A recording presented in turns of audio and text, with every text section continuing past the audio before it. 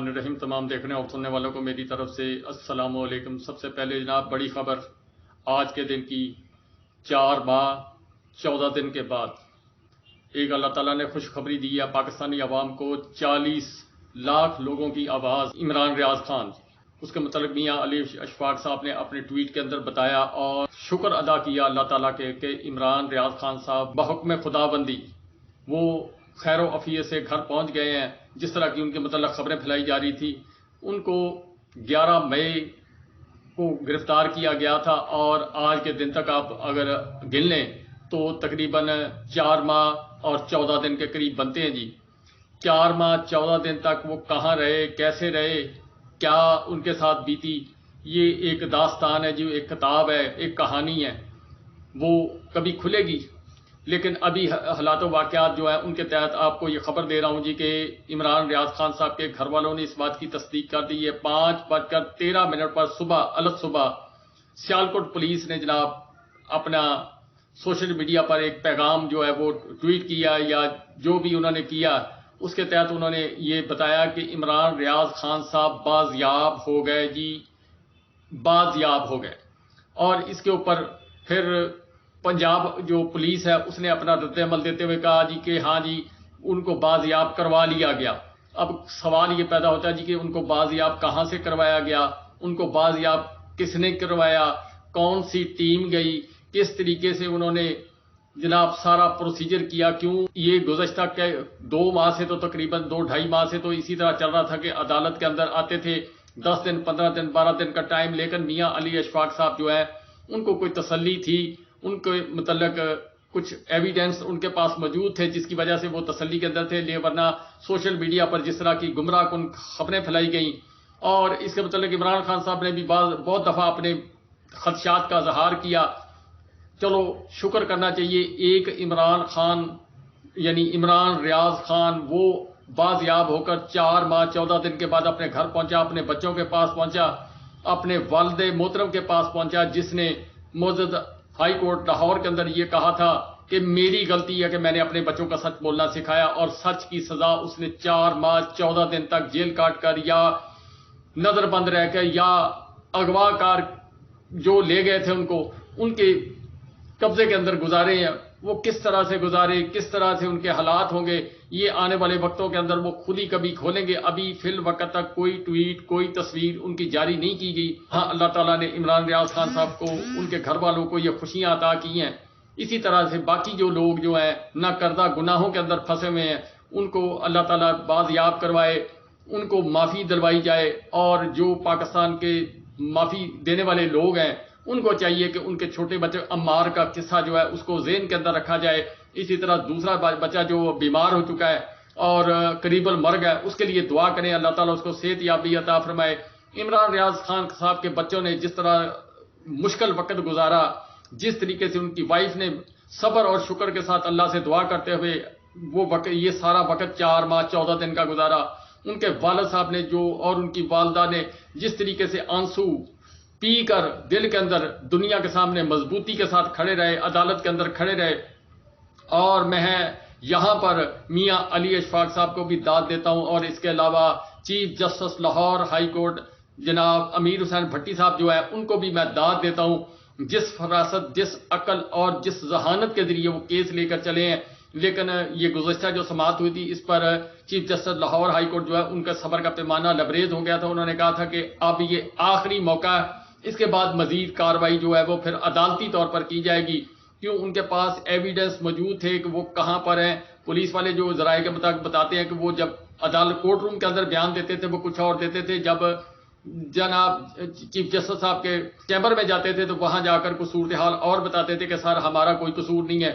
بہرحال کہ اللہ تعالیٰ کا شکر ادا کرنا چاہیے، عمران ریاض خان صاحب جو ہیں وہ بحفاظت سے وہ اپنے گھر پہنچے ہیں۔ اب کچھ دن ان کو لگیں گے ریکوری کرنے کے اندر، اپنے آپ کو مینٹلی سیٹ کرنے کے لیے عمران ریاض خان صاحب کو تھوڑا بہت وقت لگے گا۔ عمران ریاض خان کی خوشی جہاں پورے پاکستان کو ہے، جہاں ان کے گھر والوں کا ہے، وہاں ہم نے بھی بہت دفعہ اس کی آواز اٹھائی۔ میں طارق متین کا خاص طور پر شکریہ ادا کرتا ہوں۔ طارق متین صاحب جو ہے انہوں نے اپنے ہر وی لاگ کے اندر عمران ریاض کے متعلق آواز اٹھائی، میں نہ ان کو جانتا ہوں نہ، لیکن میں ان کو ویلاگ کے ذریعے یا ٹویٹر پر میں ان کو فالو کرتا ہوں. اس بندے نے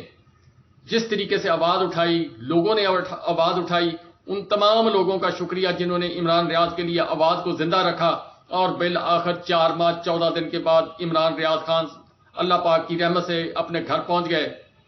باقی لوگوں کے لیے بھی دعا کریں کہ معزز ادارے جو پاکستان کے ادارے ہیں، ان اداروں کی کاوشوں کی وجہ سے یہ بازیابی ہوئی ہے. اب اس کے اوپر کبھی کہانی کھلے گی، میں زیادہ بات نہیں کر رہا جی، اس وجہ سے حالات و واقعات ایسے نہیں ہیں، لیکن یہ کہانی جب کبھی کھلے گی تو آپ کو اس میں اداروں کا کردار کم نظر آئے گا. کچھ اور لوگ ہیں جی جن کا کردار اس کہانی کے اندر نظر آئے گا، جو پاکستان کے طاقتور ادارے جن کو کہا جاتا ہے جی، جن کی طرف لوگ انگلیاں اٹھا رہے تھے، اس میں ان اداروں کا کردار کم نظر آئے گا. بہت سارے سوالات ہیں، میں اس سے زیادہ اس کی کوئی جب تک ایویڈنس نہ آ جائے بات نہیں کرنی چاہیے. پاکستان کو دو طرح سے احمق بنایا جا رہا ہے جی قوم کو، ایک مذاکرات کے نام پر، اور دوسرا جناب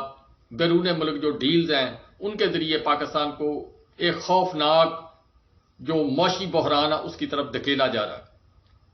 ہمارے وزیر اعظم صاحب، جس طرح آپ کو معلوم ہے کہ وہ جناب امریکہ کی یاترا پر گئے ہوئے تھے، امریکہ کی یاترا پر گئے اور وہاں پر انہوں نے اپنی سی وی پیش کرنے کی کوشش کی جو ذرائع کے مطابق بتایا جا رہا ہے. لیکن وہاں پر جو تصدق جیلانی صاحب ہیں، وہ وزیر خارجہ جو ہے، انہوں نے بھی کوشش کی کہ جو وہاں کی اسٹیبلشمنٹ ہے یا طاقتور حلقے ہیں ان سے ان کی ملاقات ہو جائے، لیکن ان کو ملاقات کا شرف نہ مل سکا. پھر انہوں نے ایک نجی چینل کو وہاں پر انہوں نے انٹرویو ارینج کیا، جس طریقے سے بھی پاکستانی فارن جو اپنا ایمبیسی ہے اس نے ارینج کیا یا جس نے بھی کر کے دیا وہ ہو گیا جناب. وہاں پر انہوں نے یقین دہانی کرانے کی کوشش کی. جو ذرائع کے مطابق خبر آئی ہے کہ عمران خان صاحب جو ہیں، جن سے امریکہ نفرت کرتا ہے، جس نے امریکہ کو ایبسلیوٹلی ناٹ بولا تھا، جس نے اور ایک ملک کو تسلیم نہ کرنے کی بات کی تھی، اس کے علاوہ اس نے کہا تھا کہ ہم کوئی غلام ہے جو آپ کا حکم مانتے رہیں. تو وہ انہوں نے جو ذرائع کے مطابق خبر ہے جی کہ میرے جناب جنرل کے کاکڑ صاحب جو ہے انہوں نے یہ وہاں پر انٹرویو دیتے ہوئے کہا ہے جی کہ جو سوال جواب ہوئے تھے کہ عمران خان صاحب کے بغیر صاف اور شفاف الیکشن ہو سکتے ہیں، جبکہ پوزیشن یہ ہے جی کہ 81% پاکستان کے اندر تازہ ترین سروے کے تحت 81% لوگ جو ہیں عمران خان صاحب کے ساتھ جڑ چکے ہیں. اور جو میرے وزیر اعظم صاحب ہیں وہ یہ فرما رہے ہیں جی کہ عمران خان صاحب کے بغیر الیکشن ہو سکتا ہے. اچھا، پھر اس کے بعد جناب وہاں پر انہوں نے یقین دہانی یہ کرانے کی کوشش کی ہم صاف اور شفاف الیکشن کروا لیں گے. وہ کس طرح سے ہوں گے جی؟ عوام بائیں طرف آپ کو لے کر جانا چاہتی ہے، دائیں طرف آپ جا رہے ہیں، یا عوام دائیں طرف جانا چاہتی ہے، آپ بائیں طرف ان کو لے کر اندھیرے گلی کی طرف لے کر جانا چاہتے ہیں، تو کس طرح الیکشن ہوں گے جی؟ اور اس کے علاوہ پھر وہاں سے پرواز بھری جی وہ لندن چلے گئے. اب ذرائع کے مطابق جو لندن کے اندر جو ملاقاتیں ہو رہی ہیں وہ جن سے ہو رہی ہیں اس کے مطابق جو معاملات خراب ہوئے ہیں، جو انہوں نے جو لندن والوں نے ایک ویڈیو جاری کی، پیغام جاری کیا تھا جس کے اندر کچھ میسیجز دیے گئے تھے کہ فلاں فلاں بندہ جو ہے اس کے ساتھ معاملات جو ہے وہ ہم نپٹ لیں گے. اور دوسری طرف جو ذرائع کے مطابق خبر ہے وہ اس کے مطابق جن لوگوں کے متعلق انہوں نے سٹیٹمنٹ دی تھی وہی لوگ وہاں پر لندن میں موجود ہیں، وہی جو ہے ان کی کوئی سیٹنگ کرانے کے چکر میں ہے. نگران وزیر اعظم صاحب بھی ذرائع کے مطابق چوری چھپے وہاں پر ملاقات کرنے کی کوشش کی ہے یا کر رہے ہیں، اور لندن والوں سے کر رہے ہیں جی. اب لندن والے جو ہیں ان کے ساتھ اور کیا جو وہاں کی برطانیہ کی حکومت ہے ان کے کیا راہ و رسم ہے، کس طریقے سے وہ جناب معاملات کو اگر چلانا چاہتے ہیں، اس کی مثال آپ کو یہ نظر آئے گی کہ جو برطانیہ کی ہائی کمشنر ہے وہ یہاں پر مکمل طور پر ایکٹیو ہے، جس طرح امریکہ کے جناب سفیر یہاں پر ایکٹیو ہے. انہوں نے فواد چودھری صاحب سے ملاقات کی، ذرائع کے مطابق کچھ اور لوگ جو ہیں ان سے ملاقات کر رہے ہیں، کچھ فاٹا کے اندر ملاقات کر رہے ہیں. کوئٹہ میں گوادر پورٹ پر 18 سال کے بعد کسی امریکی کو داخلے کی اجازت دی گئی، اور جناب جس کے اوپر چائنا جو ہے وہ بہت پریشان بھی ہوا، اس نے سوچ بچار بھی کی. اور ذرائع کے مطابق اب اس نے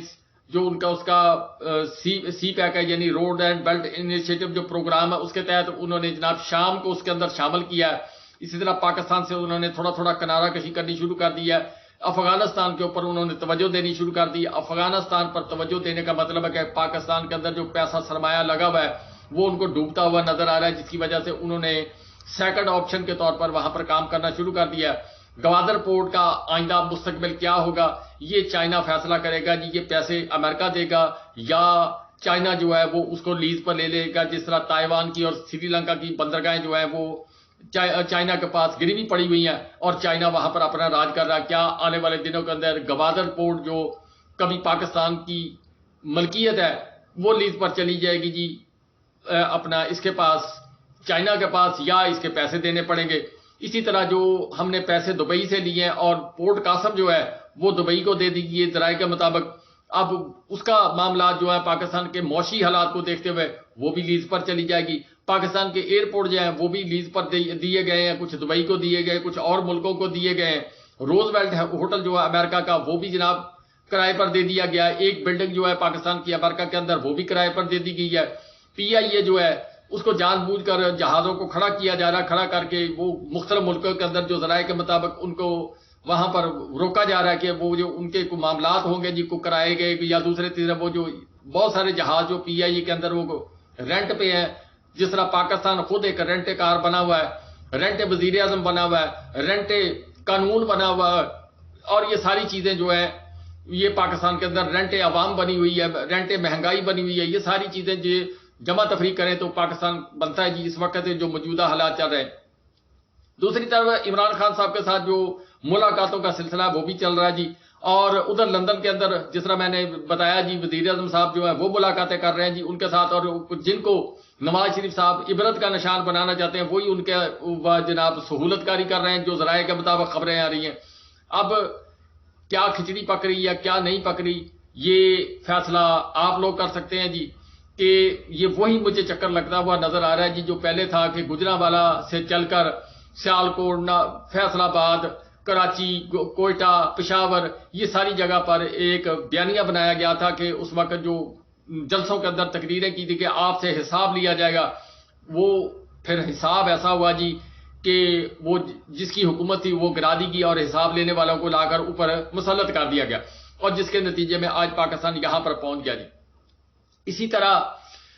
اب جو پوزیشن جو نظر آ رہی ہے وہ بھی یہ ہے کہ یہ مجھے ایک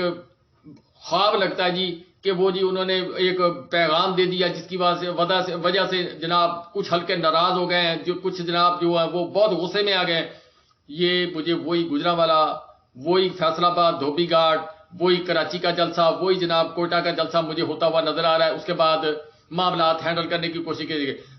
ذرائع کے مطابق جو بڑے تھنک ٹینک ہیں ان کے خیالات کے مطابق جو انہوں نے رپورٹ پیش کی ہے کہ پاکستان کے اندر جو مردم شماری ہے 12.5 کروڑ ووٹر ہے، 12.5 کروڑ ووٹر جو ہے وہ پاکستان میں اس وقت رجسٹرڈ ہے۔ مزید جب تک یہ الیکشن کریں گے 1.5 سے 2 کروڑ ووٹر جو ہے مزید اس میں اضافہ ہو جائے گا جو 18 سال کے ہوں گے، اور یوتھ کی اتنی بڑی تعداد ہے جس میں یہ ووٹر جو ہے 18 سے لے کر 45 سال یا 35 سال کی عمر کے ہیں، اور ان میں سے موسٹلی جو عمران خان صاحب کا سروے کے اندر ریٹنگ آ رہی ہے 81%، وہ اسی وجہ سے آ رہی کہ یوتھ اور کچھ مہنگائی اور کچھ عوام جو ہے وہ جو بے روزگار لوگ ہیں ان کی وجہ سے عمران خان صاحب کی ریٹنگ جو ہے وہ عمران خان صاحب کی بڑھتی ہوئی نظر، اور اس میں مزید اضافہ ہوگا کیوں پاکستان میں نہ اس وقت کوئی انویسٹمنٹ آ رہی، نہ آنے کا امکان ہے، نہ پاکستان کے اندر کوئی جناب جو پاکستان میں ایکسپورٹ امپورٹ کا کاروبار ہے وہ چل رہا ہے جی۔ پاکستان کے کنٹینر وہ بھی رک کے آ رہے ہیں، ڈالر کا ایک کرائسس جو ہے وہ پیدا ہو گیا، پاکستان سے سمگلنگ جو چیزیں ہیں وہ ہو کر افغانستان کی طرف جا رہی ہیں جی، اب وہاں پر سختی کی جا رہی ہے جس کا رد عمل مختلف جگہ پر آ رہا ہے جی، اور پاکستان کی جو فیصلہ ساز لوگ ہیں ان کو جو رپورٹ پیش کی گئی ہے جی اس کے مطابق عمران خان صاحب کے بغیر الیکشن ناممکن ہے۔ یہاں تک تو ہوگی جی یہ بات۔